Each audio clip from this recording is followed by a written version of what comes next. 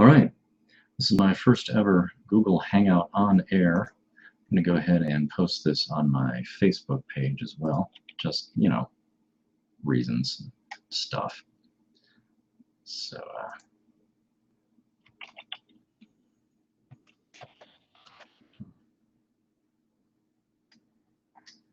let's see here.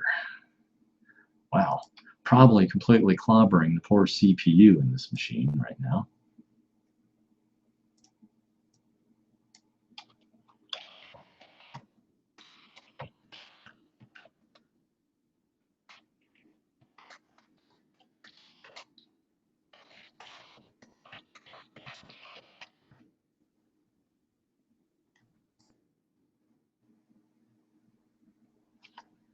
All right. So supposedly this is now streaming live, and we'll see how that goes. So it's got a nice nice stream going on. All right. So 5 years ago today, I stopped by Tiger Direct in just up the road a piece here in Georgia, and bought a AMD Phenom 2 X4 920 CPU. So I've not upgraded my current PC in 5 years, which in computer years, I mean, that's more than dog years. This computer is probably older than me in computer years. The video card has not been upgraded in a long time either. So much so that some of the new gaming software and video edit software that I wanted to beta test indicated that to just meet the minimum spec needed something like 2 generations newer than what I have now. So this being an issue about a year ago, we started saving up our little dollars and cents, and Jessica and I agreed that for our anniversary / Father's Day / all the other stuff that happens here in June, I would be able to buy a new PC. So I had a $1,000 budget, and the grand total before taxes came up to $1,000.89. So yeah, I had to get from Uncle Sam his due there. However, due to some other recent volunteer events and what have you, I do have that other amount of money to offset having to pay sales tax. So what does that get you? Well, for starters, it does not get you a new monitor, keyboard, or mouse, or speakers, or headset. I have all that stuff. I'm going to keep all that stuff. The only thing that is going away is the desktop PC, heretofore named Gandalf. So this is the mouse pad I've been using for quite some time. That's Gandalf. So Gandalf is getting dramatically upgraded. What is he getting upgraded to? Well, for starters, at the brains of the operation, we're going with the Intel Core i5-6500. This is considered a mid to mid-high grade enthusiast, getting a lot of bang for the buck, but not doing overclocking or anything terribly exotic. I used to be a huge fan of overclocking. Instead, I now actually save up my dollars and cents and buy the CPU that matches the workload I need. So, Core i5 processor. After spending a very long time, about an hour at Micro Center, talking to one of the Build Your Own PC guys there. By the way, shout out to Micro Center Duluth. You guys were awesome for this. We finally hunted around and found the Coupe de Gracie. This is an open box item, but this is an EVGA classified GeForce GTX 980 Ti, which is about 2 small steps below the absolute top of line video card. In fact, full retail price for this when it was originally purchased was $699.99. This is a $700 component.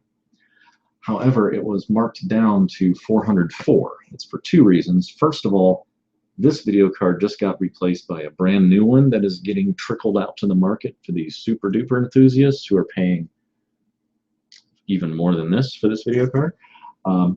And this was open box, and it was fully complete. I have no idea why it was originally returned, but it is covered by Micro Center's 15-day return policy, which means if I plug it in, and you might get to see this happen live, if I plug it in and nothing happens, DOA, magic smoke comes out of it.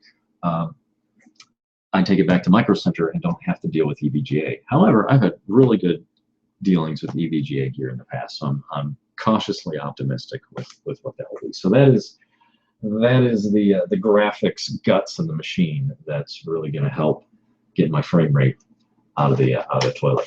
I'm going to be installing the operating system on an OCZ Tryon.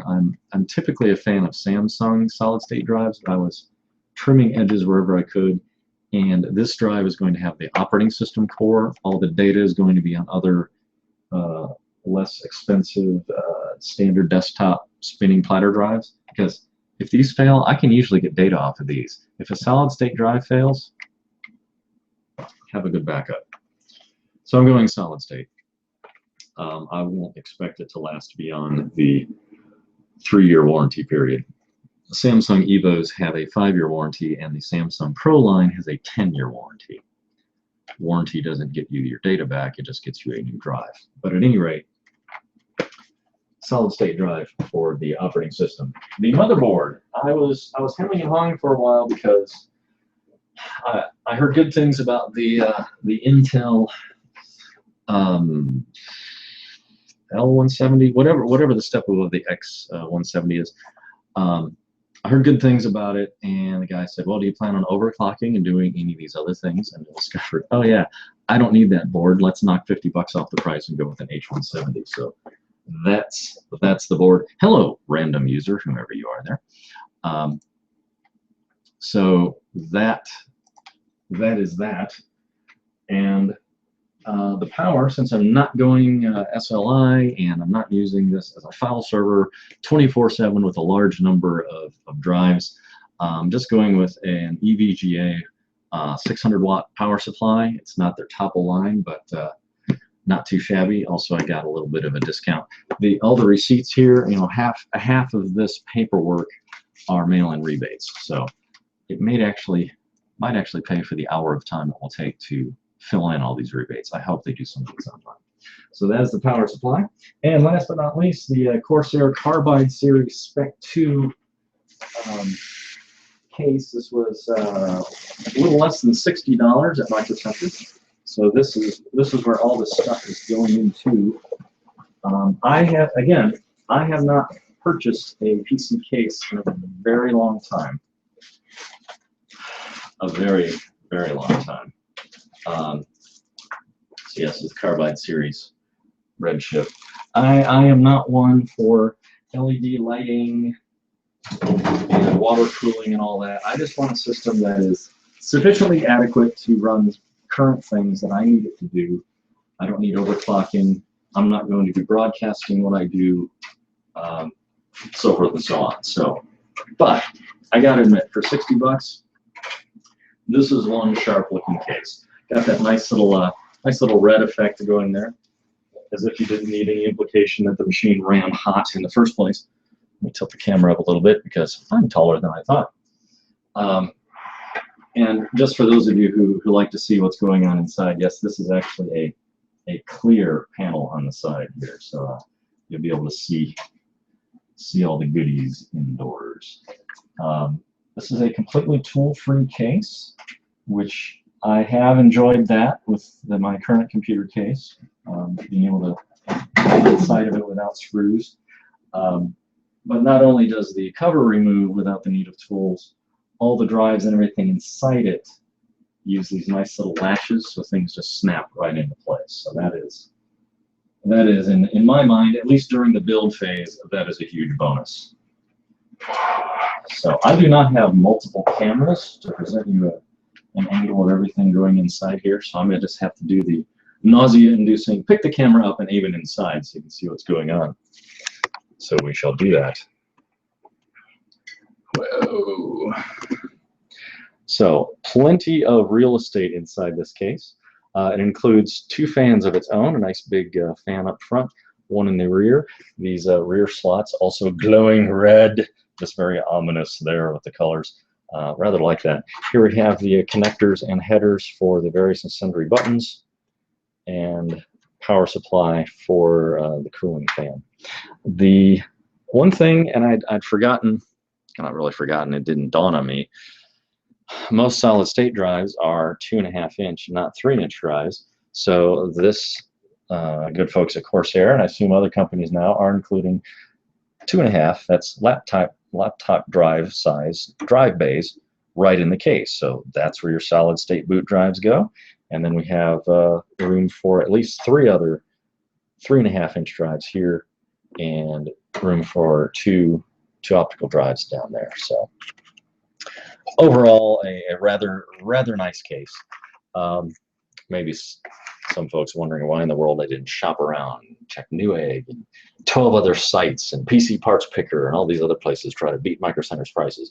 Because when it all came down to it, I'd much rather drive to Micro Center, which is 25 minutes away, pay the sales tax and drive it home and have the stuff, than to order it from 4 different places online, paying shipping and having to haul it back in small trips to and fro UPS deliveries at the office. So I'd rather just have it and be done with it. And the good folks at Micro Center were rather good at recommending parts. When I told him I had a $1,000 budget, he made it fit for me. And I really do appreciate Peter at Micro Center. All right, I'm going to try to get a better camera angle here. Actually, what I'm going to try to do is set the camera down. First things first, the one piece that's going in the case and will not be moving anytime soon is the power supply. So I'm going to start with getting the power supply mounted. Again, like I said, it has been a long time since I've built a PC. I'm looking, going, this case is upside down. What's going on? Oh yeah, the power supply goes in the bottom because heat rises, or tends to. And there are cooling fans in the top, so hot air is getting convected out the top. The power supply has its own outbound port right at the bottom, rather than setting up at the top of the case. Also, the power supply is so heavy, it almost acts like ballast in the bottom of the case, I'm convinced. So that is why the power supply will be going down here in the bottom. So I'm excited. Are you excited? All right, see if I can open this without cutting myself or the box, and keep all the labels intact, because I'm pretty sure this is one of the many components that have been nailing rebate. There are a few different types of power supplies available, some of them called modular. And what that generally implies is, rather than having all of the power cables welded permanently in the power supply, they are little plug-in thingies, so you don't have to manage this big mass of cables. Well, I cheaped out and did not get a fully modular power supply. So that means that the power supply cables have to be managed a little bit. Not a big deal, but the more you can manage the cables, the better. The smoother you can get air into and out of the case, the better, especially if you're doing anything heavy duty that warms things up a bit. All right, this is a fairly well boxed power supply here. Nice padding. Now, like I said, this is not a fully modular power supply. All the cables are connected into the main box itself. However, one thing I have liked about many newer power supplies, they do at least have these little sleeves around all these smaller cables, so they all stay together. It's going to smooth out the power flow a little bit. They're all fairly well labeled. Looks like there are enough cables in here for 3, 4, maybe 5 SATA drives, the motherboard, and the CPU gets 2 power jacks, and the GPU, the video card, has actually more power connectors required for it than the CPU on the motherboard. So that kind of tells you what I've gotten myself into from a video card standpoint. So why the monster video card? It's simple. I will probably not put a new video card in this machine for the entire lifetime of the machine. And I have this bad habit of keeping machines alive anywhere from 4 to 7 years before finally deciding it's time to go. All right, box number 2. By the way, this cardboard box is faulty. It does not have a cap in it yet. Lawson? Speckle? Anyone? Oh, well. Usually by now there's at least one cat in the box or trying to shed all over the inside of the new machine. All right, I'm starting to realize that this being my first ever live stream, I did not take very much lighting into account. All my lighting is off camera and being ambient wash. I have no direct lights. So let's get one direct light up on the table and redirect this indirect to be more direct. There. That should help a bit. Of course, it's not helping that you know, I've got all this front light coming in. Terribly backlit. Grab the ceiling fan here and see if that's going to help. Nope. Should probably leave that on. All right. So, power supply.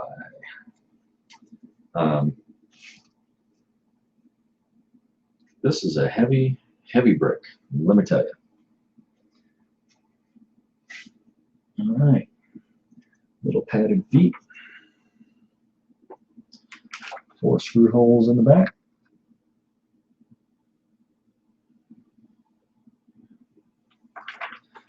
Guys along that. That's very nice that it has cladding back here. There are very small padded feet here on the bottom of the case where the power supply actually rests on them, which is nice. All right, so we got the power switch. I'm going to hit that in the off position to get started. So two options here I'm seeing.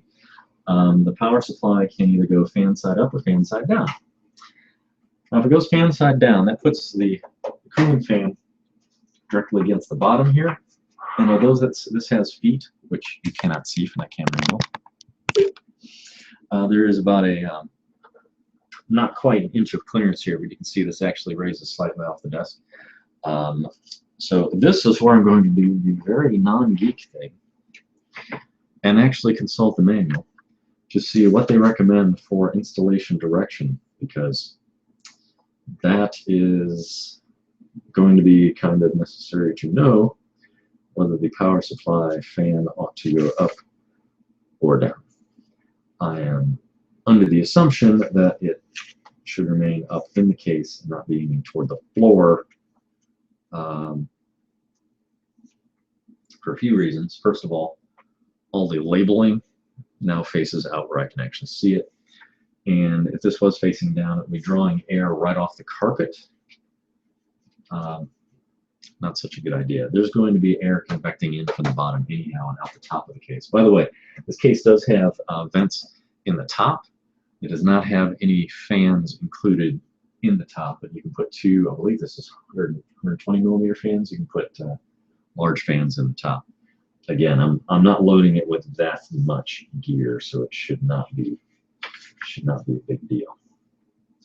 So I'm going to assume that we put this in fan side inward and not down, acting like a little vacuum cleaner, sucking air in. The documentation for both the power supply and the Corsair case certainly seem to be natively in English and not translated badly from through Google Translate or something. They seem very coherent, which is rather nice. The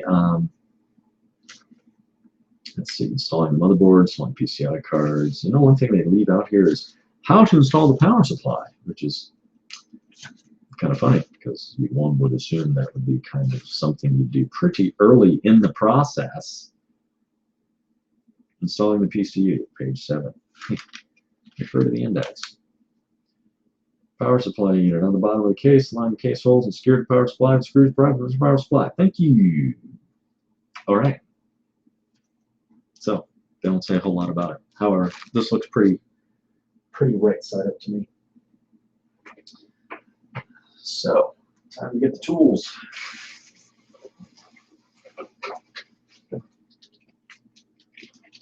So included with the power supply, we have, oh, they mentioned this in the manual. I did not think they actually had one of these. This is a power supply test tool. Really what it is a power supply header with one loop cable in it. Let me see if I can back out of the frame and actually get this camera to focus on this device instead of me. Come on, autofocus. You can do it, Logitech webcam. There we got it. So there it is, 2 pins jumpered together here. Usually a power supply won't work when you hit the power switch because you have to hit the power switch on the front of the machine. Well, there is no path to the power switch except through these little headers which go into the motherboard. So it's almost as if you have to have the entire machine basically connected fully before you can test the power supply.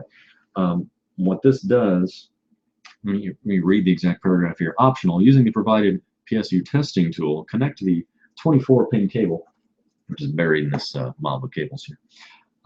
You connect this to the power supply and then plug the power cable in the outlet and then turn this power switch on, and at that point you should see fans spin up and it spring to life, because without this it sits there and waits for the other tests. So again, nice little bonus, but not something I'm gonna bother doing here. We have some nice small Phillips screws that actually hold the power supply into the case here. So I'll be getting a proper screwdriver. Stand by. Shan't go far. I'll take this one and this one. And these two guys. Yeah, this should be all the tools I need in this theory.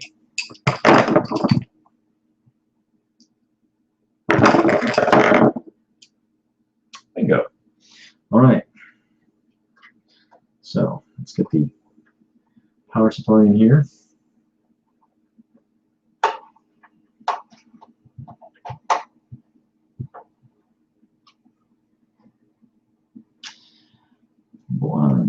Number 2. I am noticing that a few things. First of all, you can probably tell I'm using here. No, that the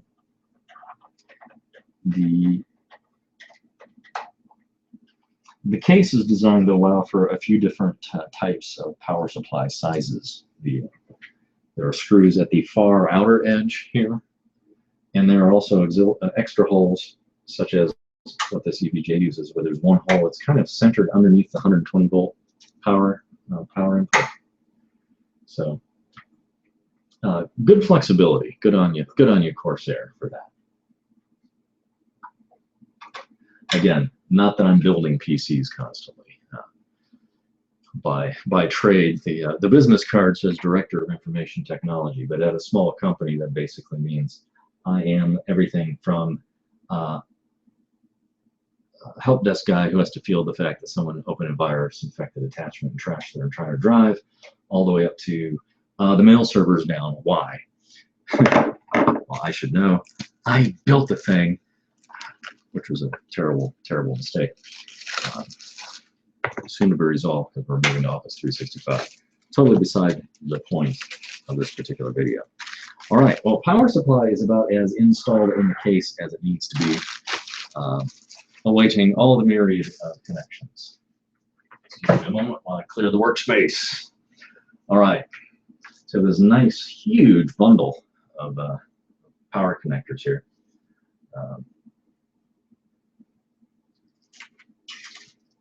Whew, doggy, a lot of them. All right, so here we have this power for the motherboard, various and sundry drives. Drives appear to be on the multicolored. So here we have, wow, 3, 6, We have 6 SATA power, 3 Molex, the older style, the older not SATA power, and an itty bitty floppy drive, which hardly anyone ever uses anymore. And then we have power for CPU, so 2 power connectors for CPU, and 2 6x2 pin connectors for the video card right there.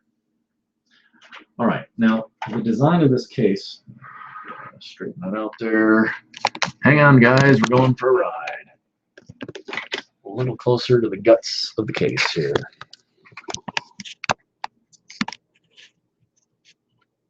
Brought to you by the Logitech C920 webcam. This case has some of the cabling actually running through these little gaps and whatnot. And there is one option. Let's see here. Okay, that's fan power. There is a way to feed one of these power cables back behind and under and so on. I don't know that I want to go through all that trouble. All right, pull out the box of hardware and whatnots here. Wow. All right, that is apparently a 3.6-inch box and a 3.5-inch hole. Even pushing the little Pahootin to let it slide on out. It's a little rough there. Whew. That chewed it up rather nicely. Okay, inside the bonus box of goodies, there should be all of the mounting hardware inside to get the motherboard down inside the case, if we're doing this correctly. So, oh yeah, loads of screws. Oh, speaking of cable management, they even have some cable ties in there. So lots of screws and cable ties. Pretty generous stash. I did mention to the Micro Center employee who showed me just how tool-free the case was. I said, great, now I gotta throw away several pill bottles of screws. I'll never use them now. I've been saving up screws for such a long time for my next motherboard build. All right, so separating some additional cables out. These are the little connectors for the power switch and hard drive light and reset button. We have here a header to handle the USB. Oh, there are 2 USB 3 ports on the top of this case, along with a power and reset and headphone and headset jack, and then another header for the HD audio connections up front. So full array there. I love that new car, new computer smell here. I just hope it does not have any burning sensations. All right, so case and power supply. Basically, the easy part is done. From here, it gets a little bit more challenging. All right, I'm going to clear the set and get the motherboard up here. I was haggling back and forth on the motherboard because I am traditionally I'm kind of old school, ASUS 8-bit, more recently EVGA. Not a big fan of MSI. Not a big fan of ASRock. They always seem to cut corners in places that I wasn't sure I'd be wanting to cut. Well, I'm going to go MSI for this one. So, wish me luck. If it fails, it's going to be live and then stored right into my YouTube account. So, I am not any good at these unboxing things. So y'all can sit back there for just a moment, and I will unbox it and then show it to you a piece at a time. Well, if nothing else, this has tons of really cool features. So we have another thing. Current PC, the one I'm broadcasting this on, Phenom 2 X4, 8 gigs of DDR2 memory. This build, DDR4. So I have just skipped the entire DDR3 thing entirely, going all the way to DDR4. This has static electricity protection, military class, latest evolution in high quality components. No idea what that means. It does support USB 3.1, which is just barely out. And last but not least, it has this LED strip light in the case. It's an RGB LED. That's a lot of TLAs. You can actually set what color you want that to be. You can have colored lights built into the motherboard.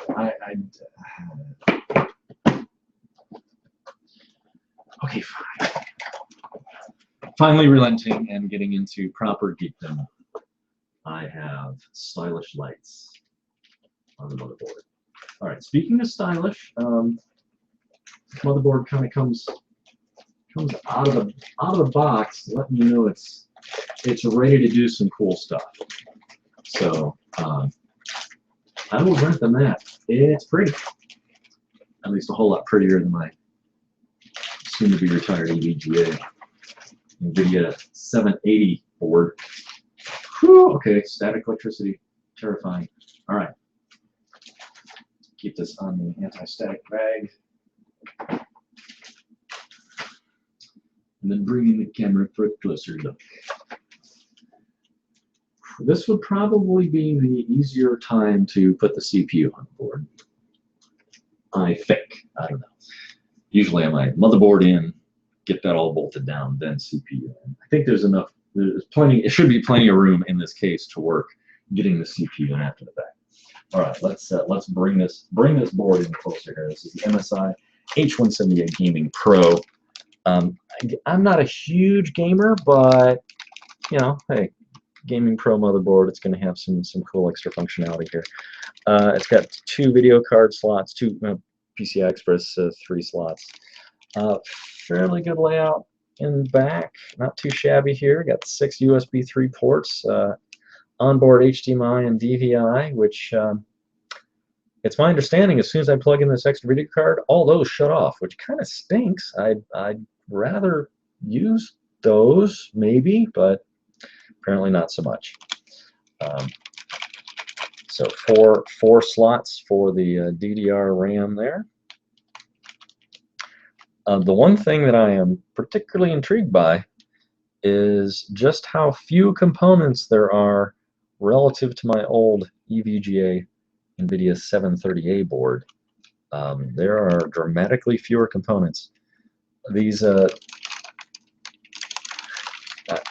love these heat sinks. Hang on a second. Well, first of all, that's the style in there. I got the whole red thing going on. But these heat sinks, these are monsters.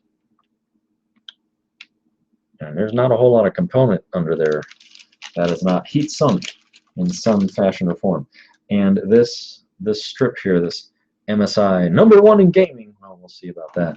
There are LEDs, I'm told, along that strip, which puts them roughly in the center of the case. Yeah, I have ground effect lighting on the motherboard. Whatever. All right. Well, let's do this thing. And again, digging into the documentation to make sure I have everything ready. So included in the box, I guess this is a required part of unboxing videos. You have to show everything in the box. Very nice fancy manual here. The Intel motherboards, driver, and utilities disc. The thank you for choosing an MSI product sheet. And stickers? No, they are stickers. These actually wrap around the SATA cables, so you can mark what each one goes to. I will be using 2 of these: DVD drive and the solid state drive. That's it. But rather nice, actually. Label the cables in the case. A subtle nod to those of you who did not buy a case that had a modular power supply in it. So a quick installation guide, including little QR codes for you to scan to go get the YouTube video version. By the way, I'm so glad I live in an era when I can just literally look at a video on YouTube and see exactly how something's done. Like, oh, I don't know, a full build of a PC. Greetings, by the way, to all three viewers, whomever you may be. Now, this rather limited manual is in. It's in a lot of languages, ladies and gentlemen. Fortunately, I can read pictures. I started my life reading pictures. I'm pretty good at reading pictures. It's kind of interesting that they show both AMD and Intel CPU installations, since I was rather convinced that those don't use the same pinouts. Quick installation guide in many, many different languages. All right.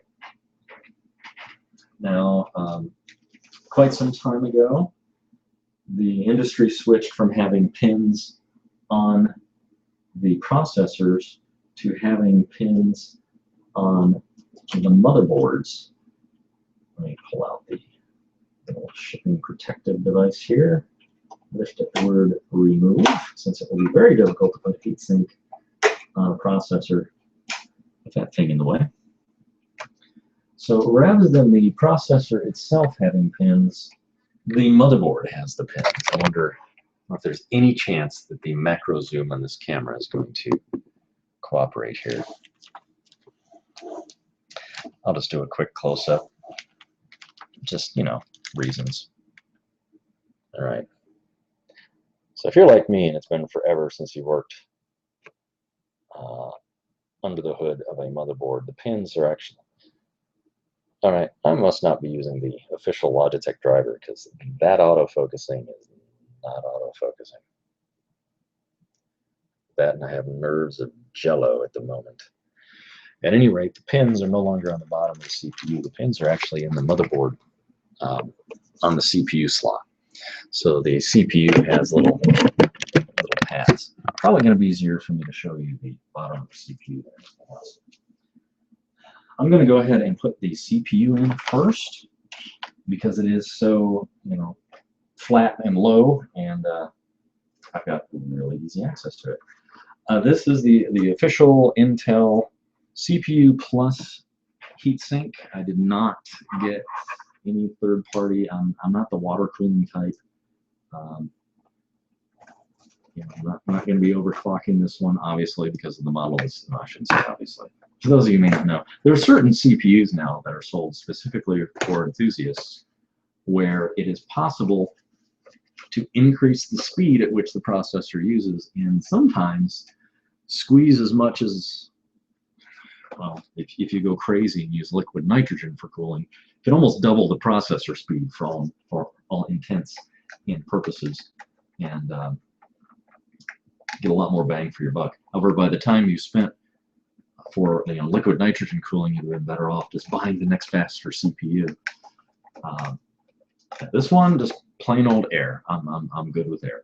This is the processor itself. This is a Core i5 6500. So top of the chip. That's pretty flat, pretty well. Come on, little camera. It focused there for like half a second. There, we got it. That's the Core i5 processor.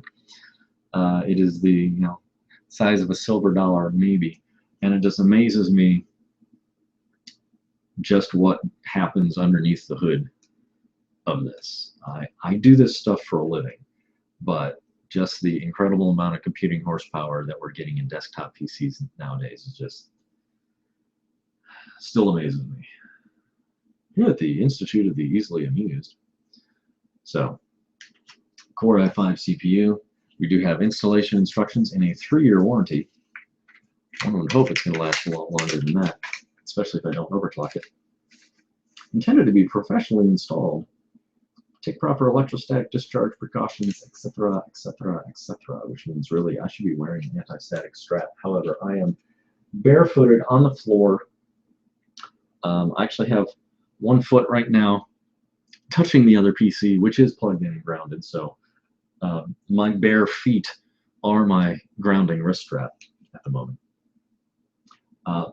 Pretty easy, although this basically explains you need to mount the motherboard first, then put the processor in. I'm going to put the processor in and then clamp on the Intel provided cooling solution here. So the processor is keyed. It only goes in one way. And there was a time when lining up all these pins was a real bugaboo.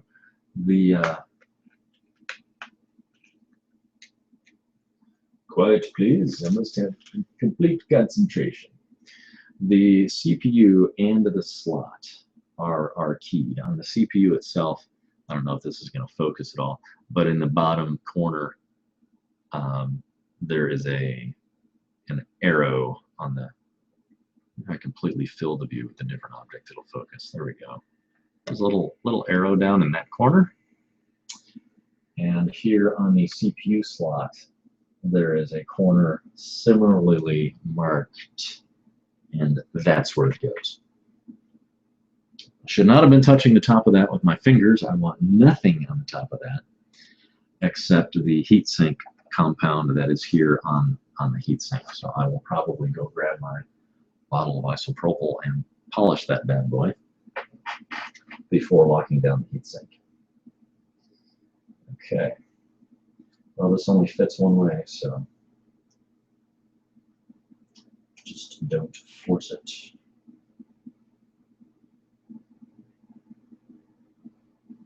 And I'm going to cheat and look at the diagram in the manual, because it should show which corner goes where. Little exclamation points showing where things line up.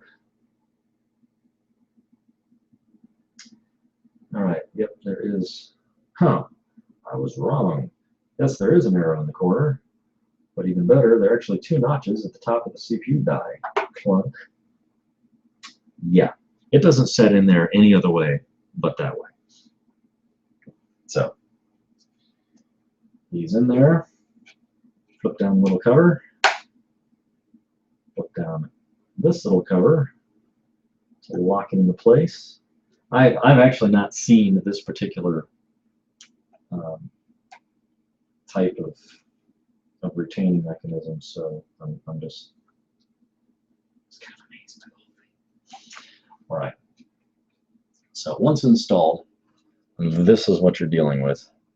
The CPU locked down to the motherboard. As I'm holding it upside down. You're so welcome. All right. Now I'm going to go ahead and put this in the case. The way assuming this has not changed too much in the past several years, I'll know in just a moment. Yeah, I don't think Intel has changed this design in quite some time. I'm hoping that's the case. If it ain't broke, don't fix it. The way this works, these little pins have a little rotating clamp, and you push this down, it goes through the motherboard and then locks into place. So you actually need a little bit of space underneath the motherboard. Needless to say, as this is sitting right now on a flat surface, I don't have that little gap of space. Once the motherboard is installed in the case, it will actually be slightly up above. There'll be an air gap underneath it, essentially, where these can snap down in the position where they're supposed to go. So let's snap it down, shall we? All right, connectors toward the back. Oh, the RAM. We'll do the RAM momentarily. I'll wait. No. This is a good time to do the RAM. Yeah, DDR4. 2 sticks of DDR4 RAM. Most of the time, a motherboard is going to indicate which slots the RAM should go in if you're not going to fill every slot. So I am going to cheat and actually look that information up. DIMM slots, page 12. Memory module installation recommendation. They have diagrams of if you're going to install 2, those are the slots you put them in. In this case, DIMM slot 2 and 4. So the motherboard generally has an indication of what they're numbered. Channel A is 1, 2, 3, and 4, and they're recommending slots 2 and 4. Always insert memory in DIMM2 slot first. I would be curious to know if you put these in wrong, does it just fail the memory test and tell you why, or does it just fail the memory test and you take it back to the store saying, sorry, it's broke? This is why instructions are important, people. Don't blow those off, especially when you're dealing with such a large amount of computer gear. Now, if you were to look closely here on the motherboard, it actually says on the motherboard DIMM 2 and 4, it says first. It has a little line next to it. So it's actually marked on the motherboard and in the manual how you're supposed to do this correctly. So I have no excuse to do it correctly. The RAM here is Crucial Ballistics. I've always been a fan of Crucial. I've been pretty happy with it. It ain't perfect. It ain't perfect. Ain't gonna lie to you. I have had Crucial RAM fail. I had a Dell Latitude laptop with DDR3 RAM, and had a laptop. The employee was leaving the company, and I got her laptop back in from the field. And she said, yeah, it's you know, occasionally just randomly locking up and blue screen. I'm like, well, that's never a good sign. Just kind of assume drive was failing or what have you. Turned out that it's always the last thing you check. The very last thing I thought had gone bad, the RAM, is what had gone bad. And it was 2 sticks of 4 gig Crucial DDR3. And one of the 2 sticks had gone bad, and I had never up to that point seen Crucial memory go bad. I've never had a DOA Crucial component. I'll put it that way. But that was the first time I've had one die on me, and they replaced it promptly. And before I used the replacement, I did an M test on it for a few days. Made sure that the replacement was good, because you just never know what you're going to get when the factory sends you replacement parts. It's one reason I don't like warranty claims on hard drives. Refurbished hard drive? Seriously? Really? Refurbished spinning platter hard drive. Yeah, I'm sure you guys did a Department of Defense wipe on that before it went out, right? I completely missed the trash can. Actually, I'm going to save that box. There might be some. There might be another item that has a rebate on it, so I want to hang on to that. And that's my Stacko boxes. All right, enough dilly-dallying, enough delay. Let's get this motherboard bolted into its new home. Oi, come on back. All right. I don't know any good way to get you a good handle inside here. So just bear with me. Just trust me when I say it's really not that difficult. There are, if you look at the top of the motherboard, there are screw holes. So it's pretty obvious to see the ones here up front that have little bits of copper, but 30,000 foot view above the motherboard here, I see 1, 2, 3, 4, 5, 6, 7, 8 fairly obvious places that it needs to have screws in. And that's why we then again return to the manual to ensure that the number of screws indicated is what they match up. Installing a motherboard, quick start, page 4. 1, 2, 3, 4, 5, 6, 7, 8. There are 9. Apparently I missed one in my very hasty count here, but those are all the points where they're supposed to be Phillips screws. Since this is live, I can't fast forward through it. I will just work with directness. One small item that I do want from the motherboard installation materials. There's a few extra things they provided with the motherboard. We have a few SATA cables for drives, and the very important back plate. I'm going to be honest with you, I have never figured out, despite following instructions as I am wont to do, I've never figured out when to put this back plate in, whether to wait until the motherboard is lined up before you put the screws in, whether to go ahead and screw the whole thing down and try to fish this thing from the back. It's always been a pain in the neck, basically. I believe the intent is for you to put it on at this point, then slide the motherboard in and have it perfectly fill the gap back here. This is probably one of the better cases I've purchased. So I'm cautiously optimistic that this will actually fit in place much better. Are you supposed to set this in here and then put the motherboard in? I don't know, because I've never had these actually stay exactly where they're supposed to while I'm putting the motherboard in. They never seem to snap into place correctly. And I've never figured out if that is due to just slight design intolerances or tolerances. So I'm gonna go ahead and put this in now from the inside, snapping it into place as it appears that it should, and then feed the ports on the motherboard through it, and see what that gets us. Much to my complete and utter amazement, this actually seems to be fitting. I think I'll look in the manual and make sure that's actually supposed to happen.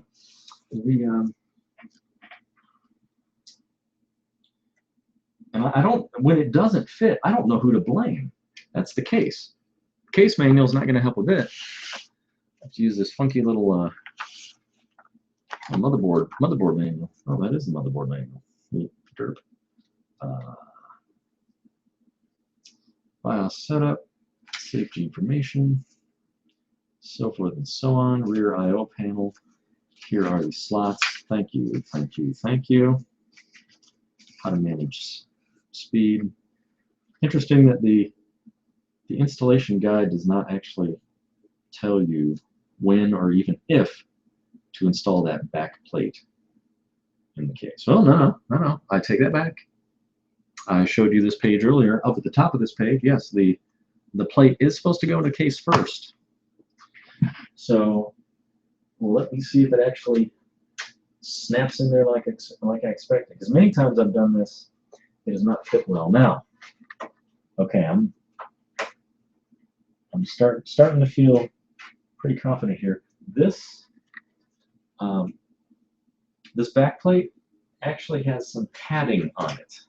It is not just raw pointy metal. Usually when I'm doing this part, it feels like I'm going to cut my wrist at any moment. So definitely don't want to do that live on YouTube. Blood everywhere. You didn't tell us that was going to happen. All right. Fan power. You need to stay up there out of the way. All right. So let's line this up with the 9 screw holes in the motherboard. Diving in and down. Wow. I'm glad I bought the larger case here. All right. So if we're doing this correctly, there should be 9 screw holes all lined up with all my ports. All the ports are belong to me here. And that is working surprisingly well. At times like this, I wish I had a small flashlight. So here we go. $600 phone. Why not use it as a 30-cent flashlight? Make sure all the screw holes are lined up. All right. And as traditionally the case with me installing the motherboard, the hard part is actually pushing it back against these ports tightly enough that everything lines up like it's supposed to. It always feels like I'm having to push back on that a whole lot more than I should have to. But we're hitting all the holes. All right. Thank you for bearing with me, one viewer, whomever you are. Although this video will be hanging around afterwards for historical reference. Part of the historical record. Subtle little reference to a silly little movie there.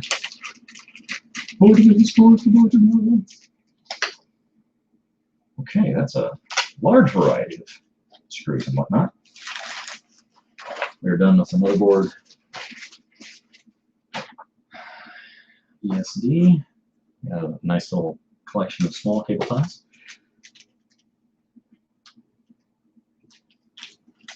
Are all these screws the same? That would be very confusing. They are not. I love it when they have just one leftover piece. I have no idea what that thing is. Well, I mean, I know what it looks like. It looks like a screw standoff, but why just one? Where's that supposed to go? All right, all these funny looking screws are to install additional fans. However, this case came with fans, so don't need those. We also have 4 really long screws, likely also for installing fans. Do not need. All right, so these other screws are going to be a combination of motherboard installation and drive installation, I believe, because I can't imagine why they otherwise have so many screws. Every page in this manual has a QR code that I can scan and begin watching the video explaining how I'm supposed to do this. That is actually really, really handy. Now, as far as which screws you use to bolt the thing down, I guess we'll know pretty soon. Either one or the other will fit. So,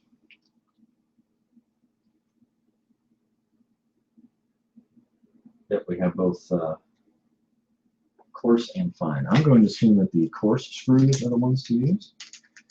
I'm guessing that for a few reasons. First of all, they're going into pretty substantial metal. And most of the threads in these cases, in the case, are coarse thread screws. So, all right, we're going to start with the top front center here.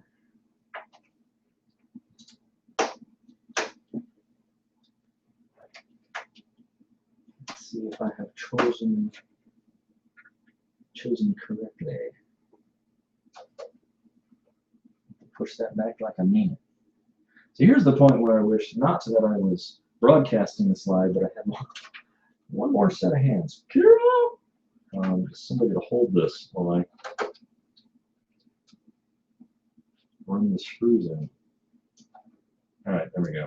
Usually you get two diagonals across from each other set to go, and you're here in business.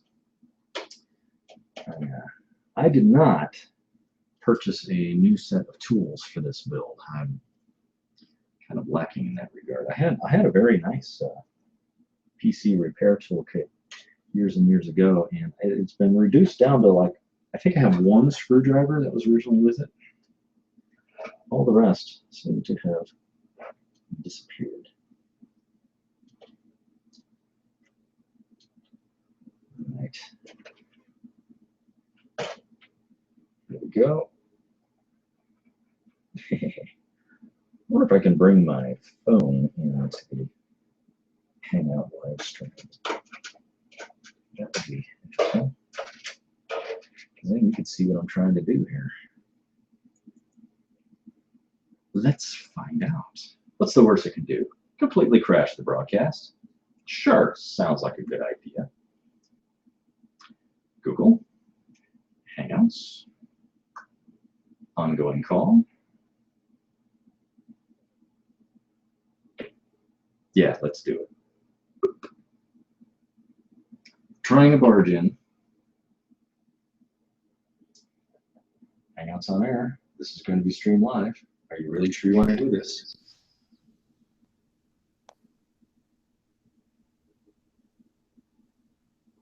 Okay, that worked.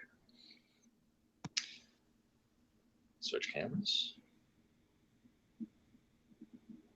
There's my chair. There's you. And now I need to mute the phone. I'll turn the volume down all the way on the phone. Okay. So I can actually bring you inside the guts of, no, not airplane mode. Stay alive view, turn off Bluetooth. light. There we go. Try it again. Light on. Stay on, light. Light will not stay on. However, this is a iPhone 6, and they are notoriously good at low lighting conditions, assuming I don't actually smash the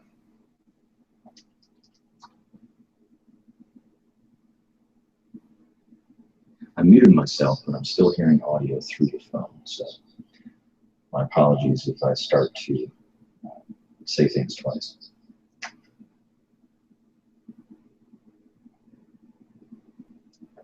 Let's see if I can switch. That camera is preferred. There we go. All right, so here we have the interior view. Okay, that just needs to stop. We're going to solve this. I'm going to listen to myself in headphones and it'll go crazy.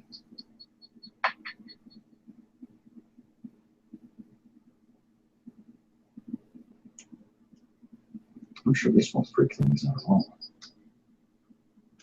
There we go.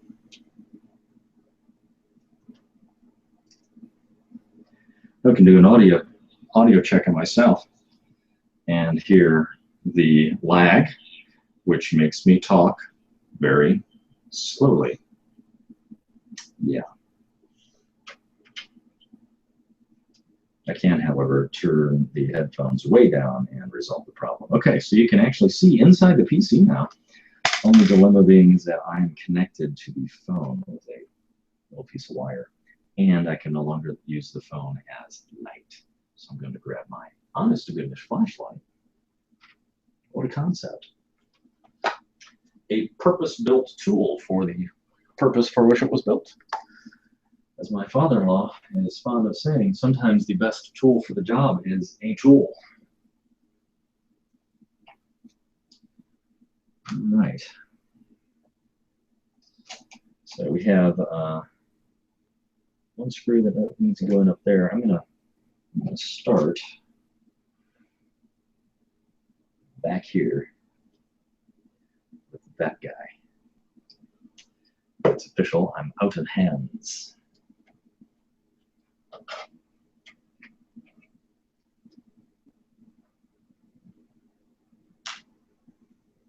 Here we go.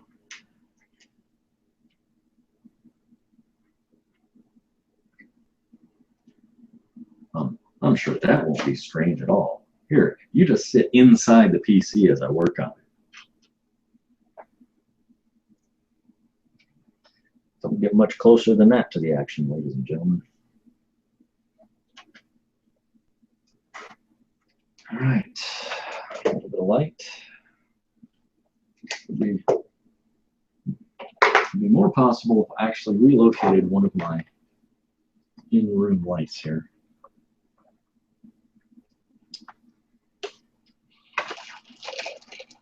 Hey. Occasionally I get ideas. Sometimes one of those actually turns out to be pretty good. Yeah, this is again, this is the part that I don't like, having to push the motherboard right up against this plate so hard that the audience passes out. And that the I mean, it really does not feel like that amount of pressure is a good idea on the motherboard, but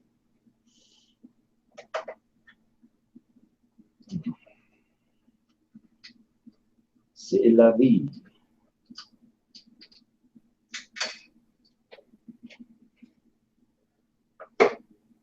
I do not like the feel of that. Anyhow, as I was saying earlier, I do have a I did have a very nice computer repair kit, which included a small screw starter, which I would love to have right now.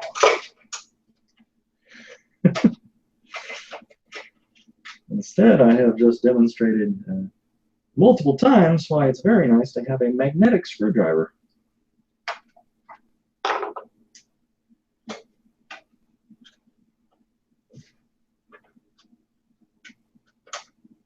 Yeah, I wasn't this old last time I built my own PC. This is the annoying part.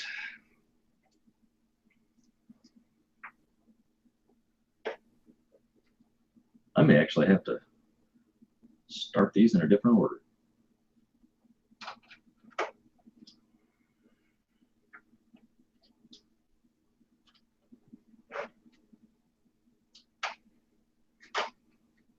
Turn it backwards a couple steps because I really don't like the idea of stripping screws. I was listening to an episode of Security Now once when Steve Gibson was lamenting watching a video of someone installing a motherboard and closing up a PC, and the guy had a power screwdriver, and you know, just winced as he saw the guy strip several case screws as he's screwing the case together. It's like, no, you're on it backwards one step, and I do it in my head. I'll do that. Yeah, if there's anything I don't want underneath the motherboard, it'd be little shavings of metal from the screws. This is what we in the industry call a bad thing. And you'll notice I said that with a capital B and a capital T. All right. I'm not one for commercial messages, but at this time in the broadcast, I'd like to give a shout out to my wife, Jessica, who is not listening right now. And I know she's not listening because if she were, she would be tapping me on the shoulder and saying, honey, shut up, you're babbling too much. But, you know, dead air is just not a good thing. You gotta fill it with something. And I'm not speaking out of nervousness. It's a flow of consciousness, which hopefully is not causing fits of unconsciousness in the audience. My whopping audience of, well, according to this, I have one viewer. I don't know if there's actually a real person watching, but thank you if you are, whomever you are. All right, that hole still not yet lined up. Got the far corners here are being a bit of a bugaboo.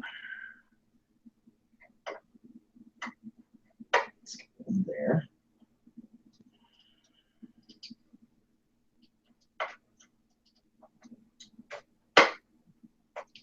Actually, felt pretty good.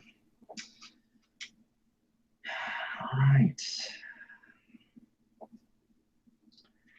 This one up front should be pretty well lined up now. It is.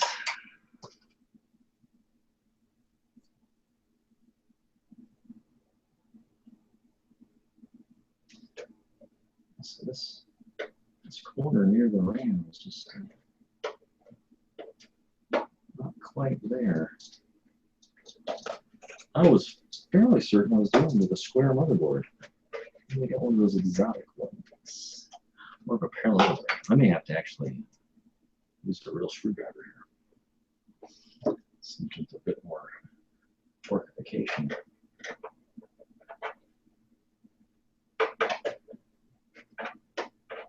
All right. 1, 2, 3, 4. Okay, so I got one in the middle. I have all the outer edge screws in, which is those are the ones that make the biggest pain in the neck. So everything else should be a breeze. We have one right here dead center to install.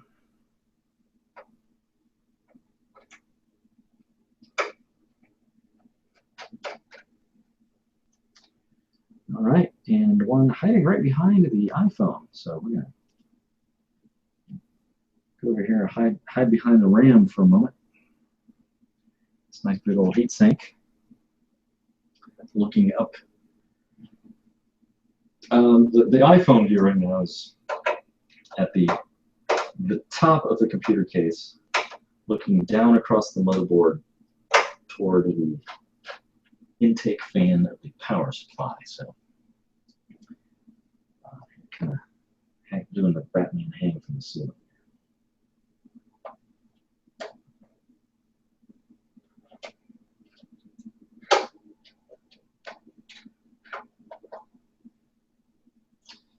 All right. And that is an installed motherboard. So the next biggie here, this is where it is. Next biggie is clamping the heatsink down right on that sucker. So the way this works, there are 4 pins here, 4 holes rather, around the edges of the CPU. I'm going to cheat again and actually read the extensive documentation provided by Intel. Oh wait, yeah, that's basically nothing. It's basically just that little single page here. I'm assuming that since this is a Hangout that you are seeing both cameras at the same time here. But essentially, you line those dudes up and push the magic buttons. So I'm going to do that. The Intel heatsink has its own heatsink material on it, so I am not modifying the stock heatsink at all. The power for the cooling fan is right there, right above the MSI logo. So ideally, when I install this, I leave the rotated in such a way that the cooling fan power supply will easily reach that. So let's see here. I'm working under the assumption that this is 4 square, and it does not matter which way it goes.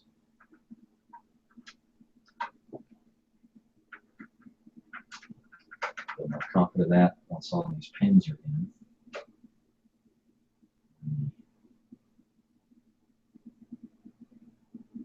CPU power lead can reach where it's supposed to go, which it does. QED, quite easily done. All right, so for the instructions, push the lock, 1, diagonal, 2, that's starting to sound like some serious pressure, 3, and 4.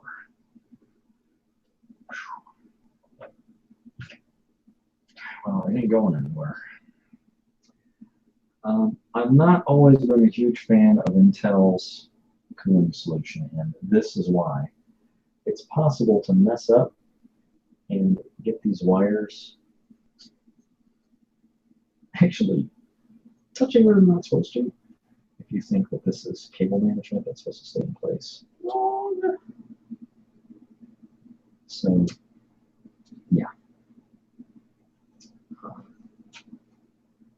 That was going to be a very short live boot there.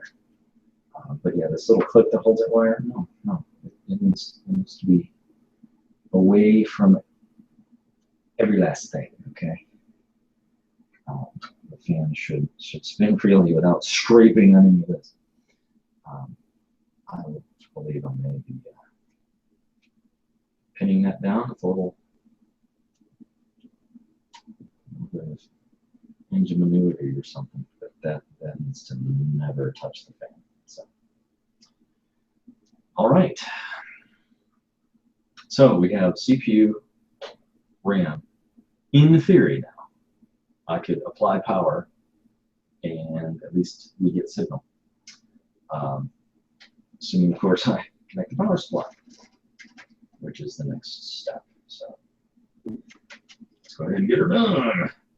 First things first, the main motherboard power connection is this big one. Is right up there. Now I really do feel like an inside fanboy. Here, let's roll that view over to right side up. Boy, don't I look like an advertisement?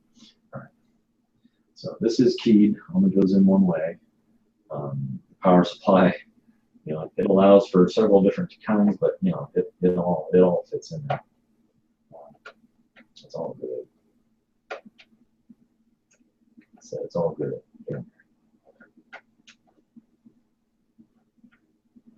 It's a very large connector. All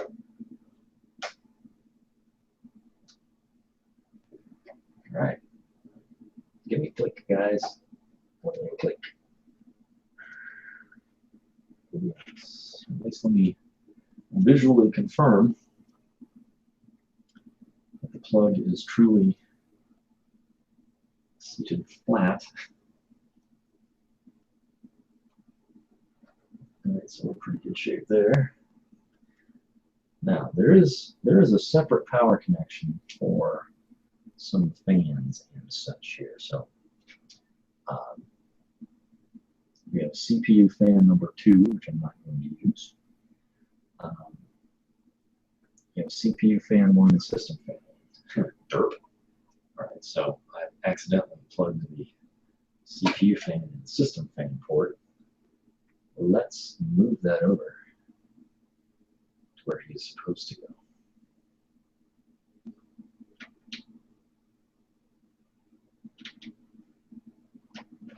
All right. So now the CPU fan is plugged in where it's supposed to be. Because this other one I just used was system fan 1, which is really, really close to this nice little bundled lead of, oh look, a system fan plug.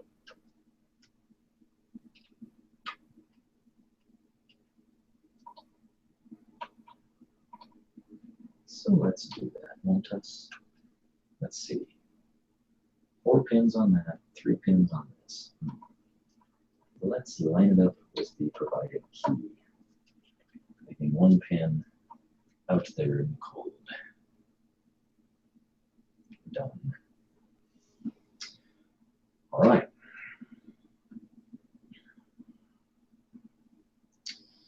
So let's refer to the motherboard installation manual and make sure I'm not actually skipping any connections. That would kind of stink. Power connectors, SATA drives, installing the graphics card. Do we care which slot we use? Probably not. All right, clear the CPU assembly materials and to carry on with the headers. We have here HD audio and a few other cables that need to go in here. Oh wait, hang on. I have another system fan to plug in. We have system fan 3, CPU fan 2. Where is system fan 2?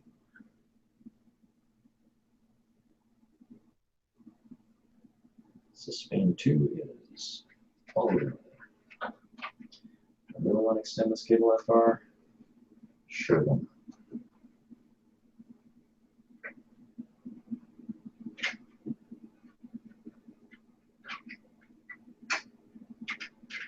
Because reasons. All right, system fan 2 is, it's in there, trust me. All right, I'm switching back to the wide angle here. Firing the iPhone view for a moment. Here, you just sit there and chew up vast amounts of battery life. It's okay. I have more important things to deal with. Okay. There are 2 power connectors way up yonder. Let me double check and verify that is intended for the CPU.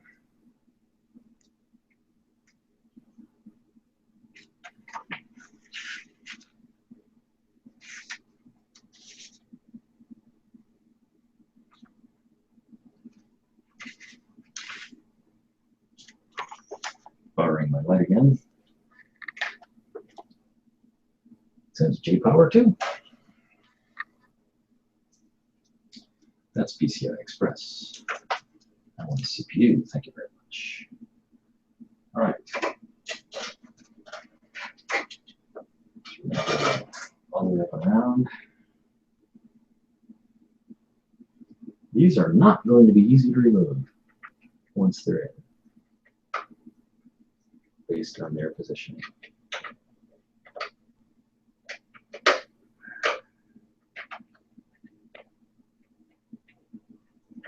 Because the key to click is up on top, right against the top of the case.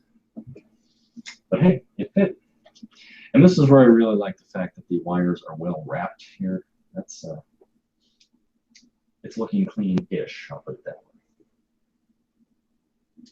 All right, I have a very large plug here that's supposed to handle various and sundry USB ports. I believe it's actually the keyed plug right here on the motherboard. We'll plug that in.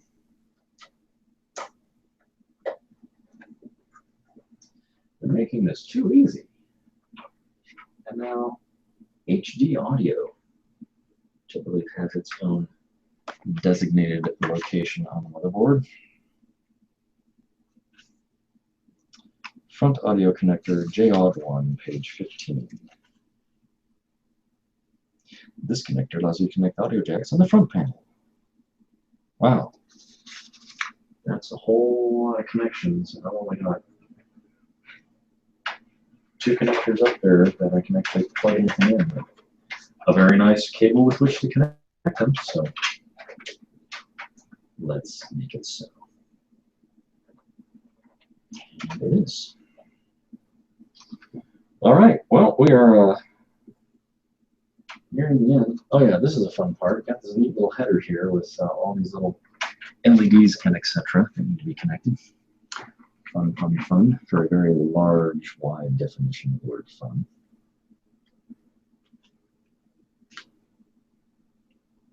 (9:18 p.m. local time). No wonder why I'm getting hungry. I don't know that I will live stream the final installation of the entire operating system, but at least want to show the thing powering on here. First, I need to make sure I can connect all the front panel connectors and so on.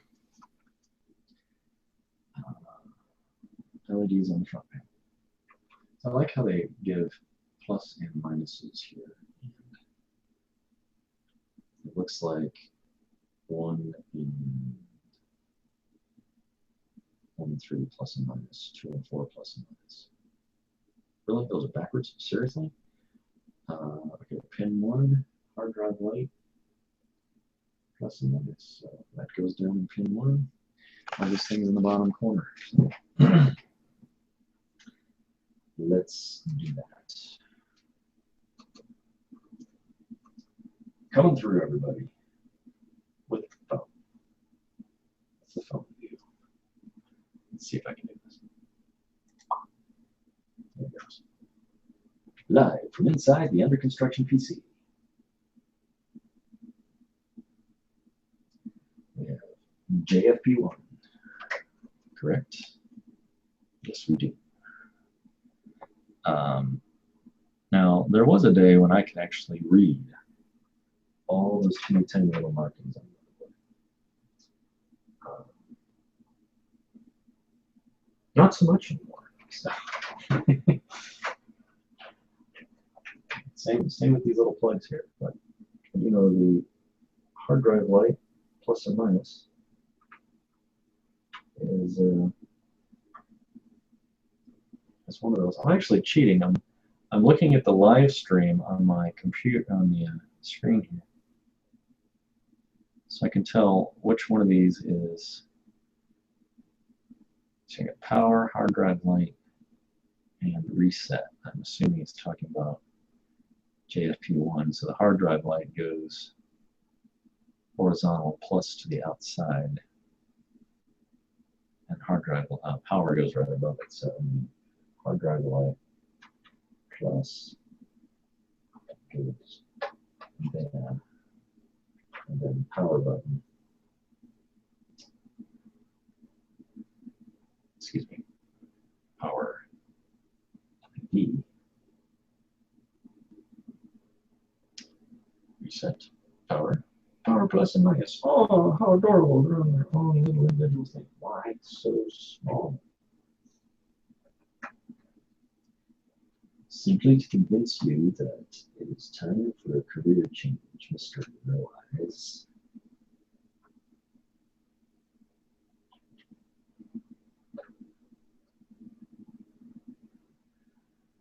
I'm actually using the live stream here to check my own work.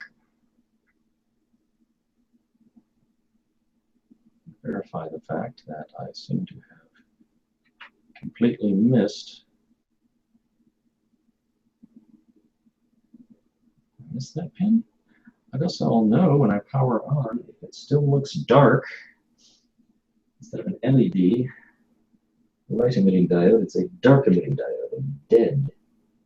And power light positive. That's where that goes. All right, so next on the list is power switch and reset.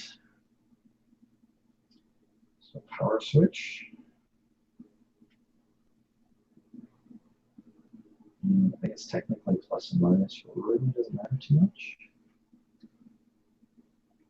Power switch, followed by reset. And then they indicate in the manual this last pin is just a nothing. It's just there because the guy who designed the motherboard found it easier to do things in even numbers. I don't know. But those look now connected. So that covers all the front panel items. Last but not least, I have another case fan here. And it would be really good to have both case fans operational. So system fan 1 through 3 are actually labeled here on page 18 in the manual. So system fan 1 and 2. Apparently the system fans are all clustered around the ring here. So CPU fan 2, system fan 3. System fan 2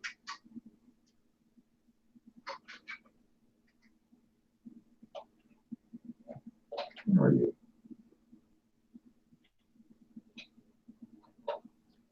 I have no idea where that goes. The 2 connectors to the power on this fan? Oh. No, I actually have 2 front system fans. So let's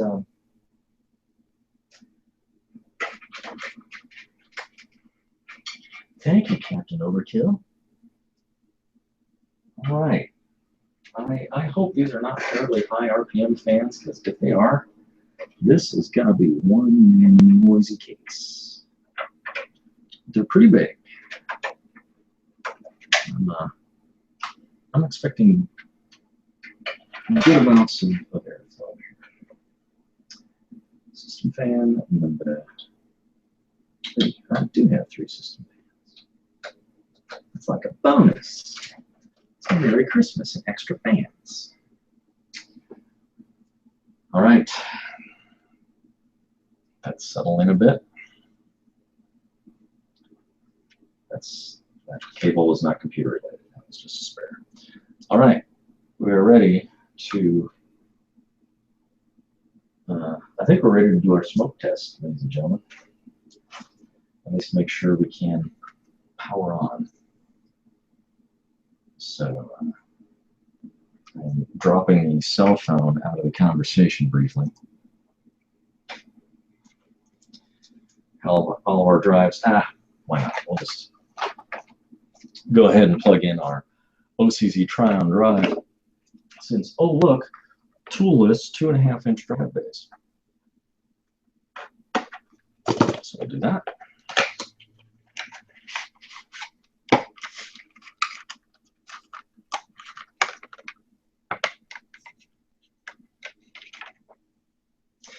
Okay, now according to YouTube right now, I actually have one viewer.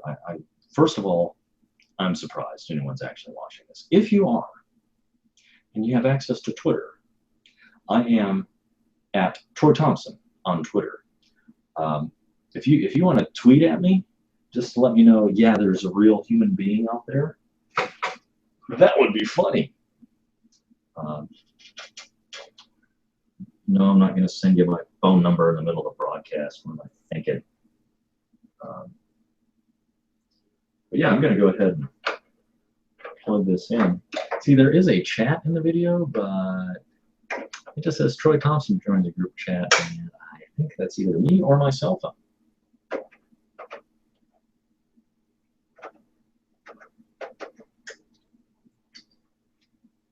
All right, so plugging in this drive, there's a little spring-loaded doodad, and it actually just locks into place. I haven't had to use any tools to install all of my drive. Let's see what I did. All right, now, some time ago, someone gave me a DVD drive, and it's at this point I hoped I kept it. Yes, they did.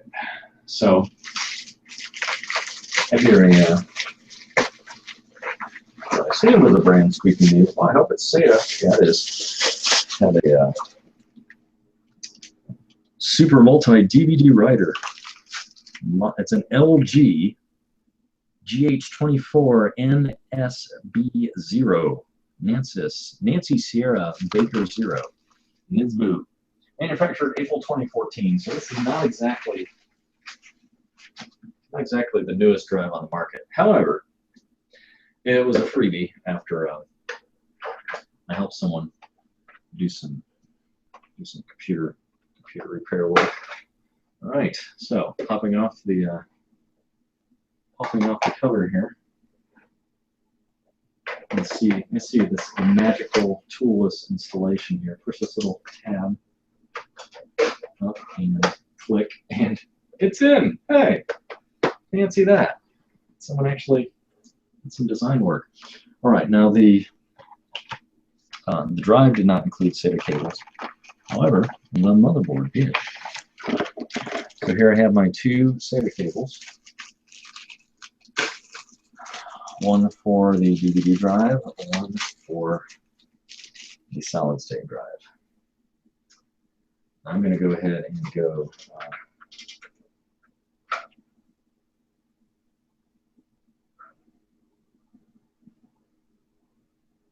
there are a lot of SATA ports in here. I'm going to go ahead and see if I can figure out which one is SATA 1 and SATA 2 and wire them up in that order. Once again, into the manual. SATA 6 gig and a SATA. This has a SATA, it's an external SATA. When did that happen?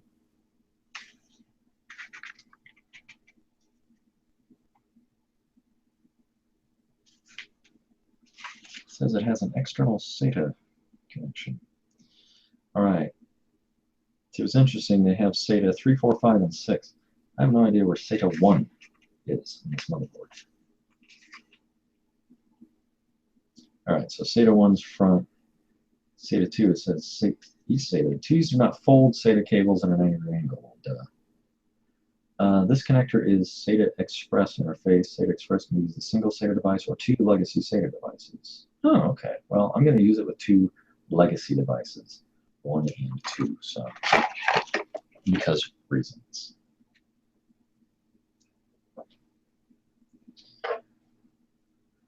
All right. SATA 1. You are hard drive. Hard drive. Huh. You are solid state drive. This is not my first solid state drive ever. I mean, I'm going all solid state for our company. use them at the office all the time. This is, however, my first solid-state drive. My current PC has solid-state hybrid. You know, meh.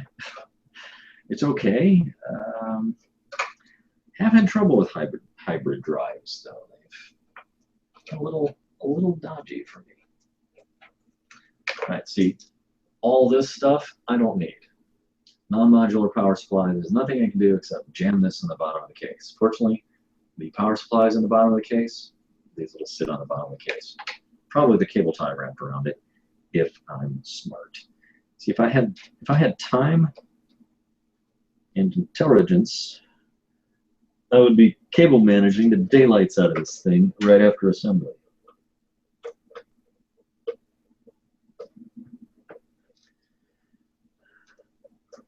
But with as many fans as it has in it, I suspect air will not have any problem flowing right on through any way it wants.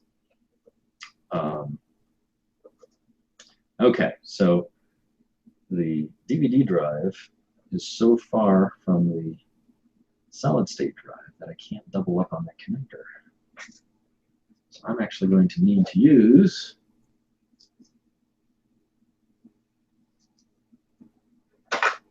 this one, which is just, you know, kind of silly, but you gotta have the power, man. You gotta have the power.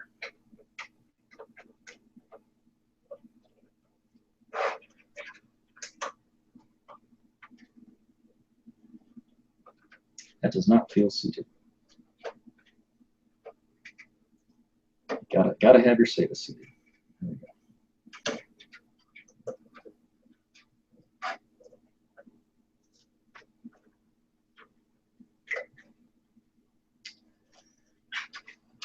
All right, so there is motivation to actually make it pretty. This has lights inside and a clear shell on the side, so everyone's going to be able to see right inside and see just how elegant this build is looking, or not.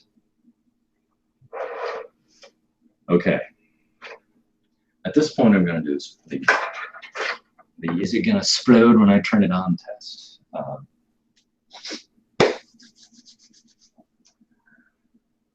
Because I'm getting kind of excited and want to make sure I haven't messed anything up yet. So we're nearing the end of the broadcast. This is the core bit of assembly. Installing video card plus all the other parts is kind of a bit of a yawner. Not that this hasn't been. Thanks, Mom, if you're watching. Okay, I'm officially out of power. Let me grab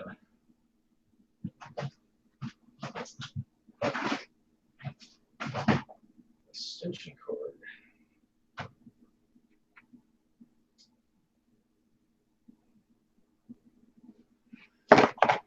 Stand by. Okay, gonna want this monitor.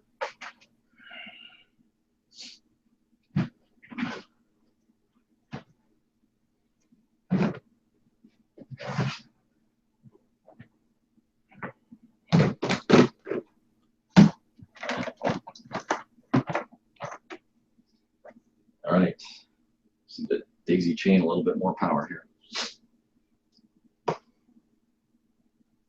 Plugging it in.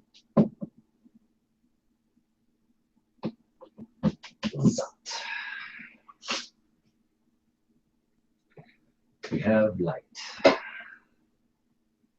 Okay.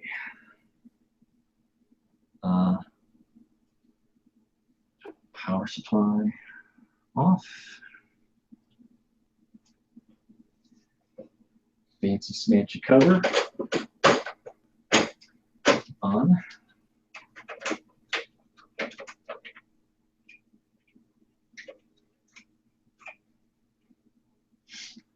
All right, Mr. Phone, I don't think we'll need you to participate in the call anymore. Goodbye, the iPhone. You're out of here. Oh, this mess, what a mess, what a mess. That's all this stuff you don't see. after the broadcast, all the cleanup, all the putting away of things. All right. So, bear with me here. Putting away a few bits that are laying out here on the table, just waiting to scratch things up.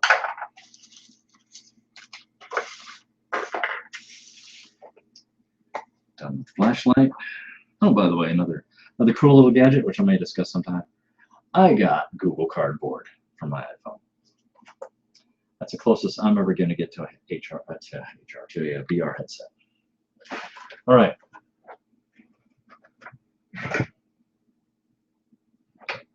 It doesn't sound like anything fell, so that's a good thing. It's one of the favorite things I like to do with the new electronics. Peel off the shipping plastic. Everything's just so nice and non-fingerprinted and clean for all of 18 seconds. Oh, wait. It's got a piece on the inside. I probably want to remove that. Make sure it doesn't get sucked into a fan.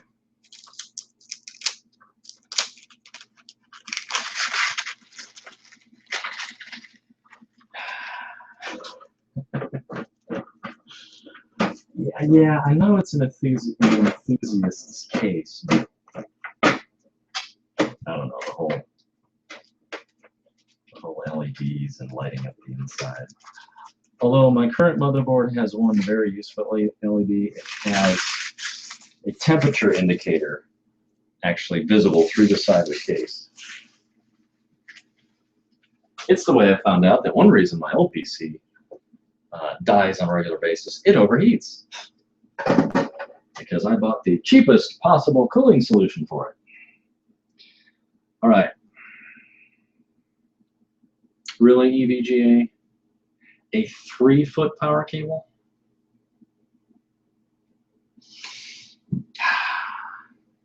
Want me to show off this fancy case?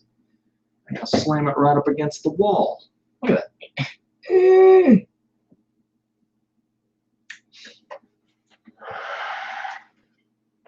Okay.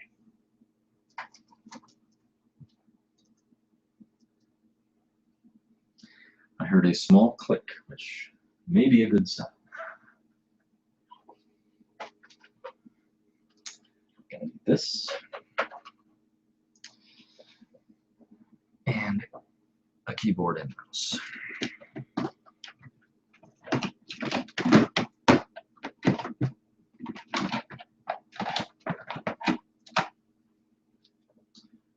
Power cord for the monitor. Again, all I'm testing here is to make sure it boots up. Your BIOS self-test. RAM actually validates. The real kicker is going to be when I plug in the Mondo video card. That thing's got me worried because, you know, it is open box. One hopes that the reason it was open box is solely because it didn't fit. Not, it was a piece of junk. So, here we go. Checking my signal cable.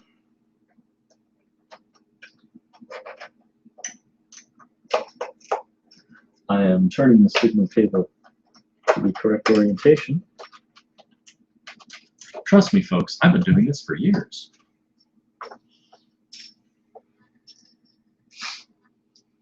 Right. Wow, that's a lot of cool looking ports back there. DVI it is. All right. Grab the most generic possible motherboard I can. It doesn't get much more generic than a Microsoft wired keyboard 200. Woohoo! And we're just going to plug that in right up top. Now, I notice I have power. What I do not have is any lights on the front. I hope that's a happy thing. Power on the monitor, power on the power supply. And here we find out if I've actually done this all right.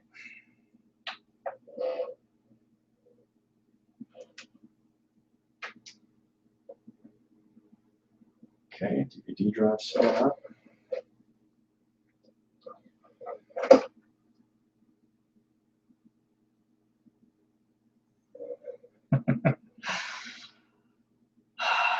LEDs everywhere, you know, what can I say?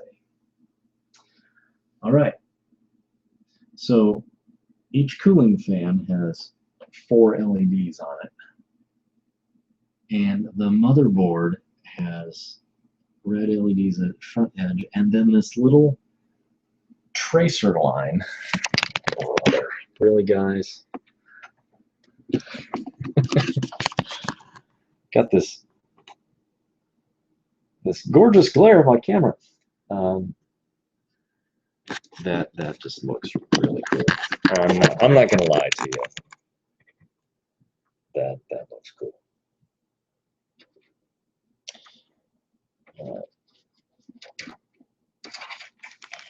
Meanwhile, over here on the monitor it goes, whoa, CPU or memory change, enter setup to configure your system. You think? Now, first thing I've noticed, it's so quiet. Very quiet. But check out the back of this case.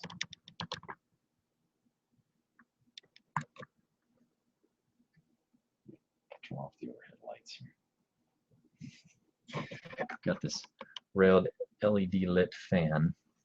This neat little tracer line running down along the motherboard. I mean, that's all right. That's pretty cool looking. Not gonna fib to you.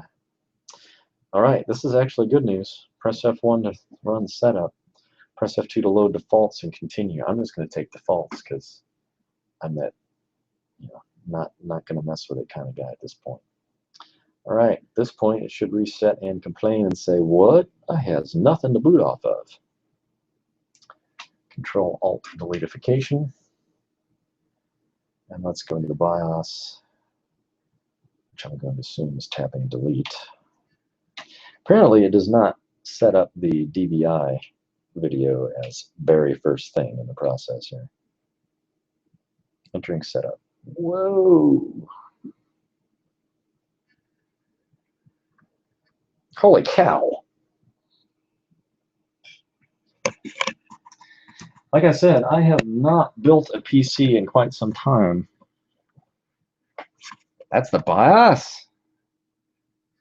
Good night, people. Okay, well, I guess it turns out what you don't need is a keyboard. You need a mouse plugged in to see all this. Great gracious sakes.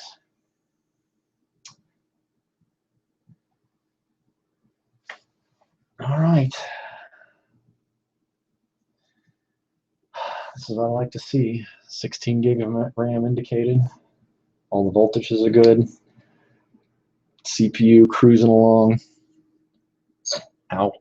CPU fan spinning. All the fans spinning, actually. Nice, big, and quietly so. So, I'm going to call that basically done. Let's see what we have as far as BIOS submenus here. Current drain frequencies. Storage, it sees the drive. Sees both drives. Here's all the fans. CPU automatic fan speed management, blah, blah, blah. My hardware monitor. Well, that's a right impressive thing to have built into the BIOS. I mean, that to just me smacks of full Linux distro in the BIOS here. That's impressive. But then again, I'm easily impressed at this point in time with a design like that. All right. Well, folks, I need to go get something to eat, and as has often been said by some very wise persons, unknown, never make any major changes with either empty stomach or full bladder. So I'm going to end this live broadcast for now and take care of that whole eating food thing and continue on. Now I do see here, see I'm seeing Dan Wooster. Nope.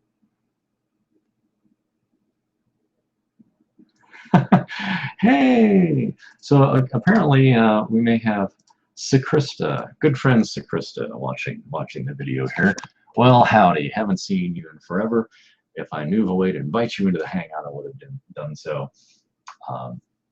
Yeah, that's a very dramatic bit of BIOS setup there. Hey, haven't done this in a while. So anyhow, I'm gonna go eat, and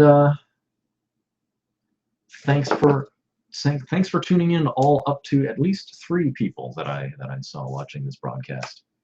Permanently archived in YouTube for anyone who Googles up nVidia 980 Ti. Didn't actually plug in the card yet. Sorry about that. I need to get something to eat, and then we'll do that. Catch you later.